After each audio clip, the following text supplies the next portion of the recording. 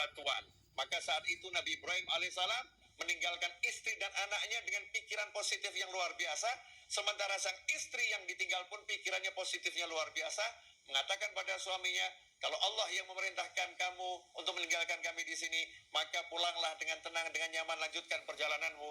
Maka suaminya pulang ke istri yang lain, ya. Sementara istrinya bersama anak di padang Sahara yang mematikan saat itu, Nabi Ibrahim pun naik ke atas gunung, kemudian melihat ke arah istri dan anaknya, angkat tangan dengan doa yang diabadikan dalam Al-Quran, doa yang tidak logis, ya, doa yang gak masuk akal, karena doa itu tak membutuhkan akal, doa itu membutuhkan iman, dan kalau udah bicara tentang iman, maka semua perbuatan Allah itu melampaui logika manusia manapun, melampaui logika siapapun, karena Allah berbuat dengan kehendaknya, dengan kemahamampuannya, dengan kemahabisaannya, bukan dengan asbab yang ada pada kita. Nabi Ibrahim mengerti itu, maka berdoa pada Allah Subhanahu wa taala, ya Allah, aku letakkan sebagian daripada anak keturunanku di suatu lembah yang tidak punya tanaman, nggak punya kehidupan di situ, ghairi dzara'in, nggak ada tanaman di sana. Ya Allah, agar mereka menjadi orang-orang nanti yang mendirikan sholat. Mereka nanti akan, tolong kirimkan kepada mereka buah-buahan dari segala penjuru, kirimkan kepada mereka manusia dari segala penjuru. Subhanallah, sudah tahu tempat ini tempat yang gersang, nggak ada kehidupan, tapi mengatakan liyuqimus sholat, agar nanti muncul manusia-manusia yang mendirikan sholat dari anak keturunanku ini.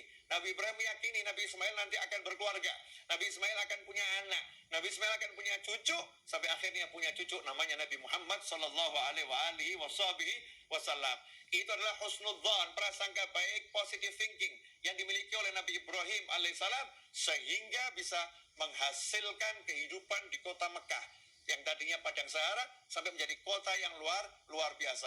Begitu pula istri Nabi Ibrahim, ibu Nabi Ismail alaihi wassalam.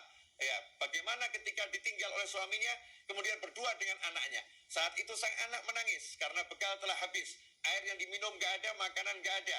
Bayi yang usianya baru 2 tahun ini menangis, kurang lebih 2 tahun menangis jadi-jadinya.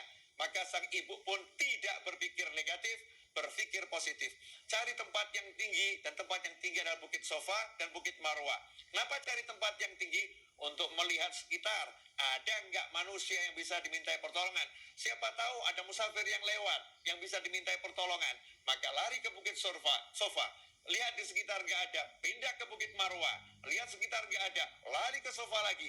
Berulang kali Sofa dan Marwah dengan positive thinking, Allah akan memberikan solusi untuk masalah saya ini. Subhanallah, karena minta solusinya dari Allah Subhanahu wa taala, maka Allah berikan solusi itu di kaki bayi Ismail alaihissalam yang menjejak-jejakkan kaki ke bumi, tiba-tiba memuncrat air yang keras yang luar biasa, yang akhirnya menjadi air Zam-Zam. Hingga hari ini dan sampai hari kiamat, air itu akan menjadi sumber kehidupan umat manusia. Ini karena positive thinking dari ibunya Nabi Ismail alaihissalam. Kemudian kita lihat Nabi Ismail alaihissalam ketika akan disembelih, ya, perintah menyembelih Nabi Ismail alaihissalam.